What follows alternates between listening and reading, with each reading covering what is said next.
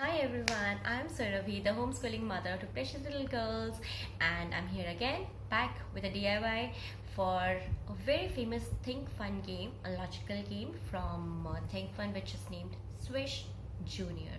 So I found on Amazon pretty interesting, but my homeschooling resolution not to spend money on the games or logical word games like that. So I had to make a DIY because this looks really interesting. So I'm here on my channel. If you have not subscribed to it, please go ahead and hit the subscribe button so that you don't miss any further DIYs from my channel.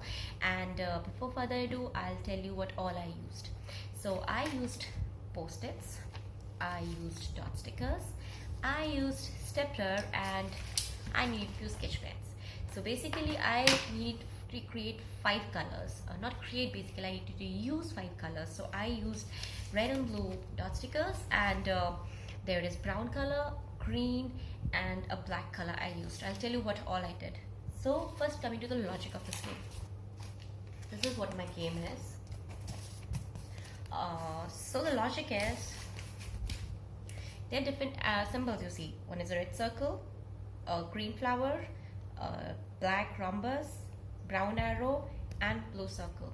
So for example, I pick up any post-it. For that sake, look at this one. This is my arrow, which is empty, which is brown color, and I have a red circle which is colored. So I need to find an opposite of it. So if, see here, it is a swish. So because it's a post-it, it will stick here, and if it doesn't stick, then also is fine. But this is the logic. So in that way, I have created different cards. So basically, original version has 42 cards, so it has 21 pairs. I used this cardboard and it didn't have a space for 21 cards, so I think I created 16 cards like this. So just giving you an idea.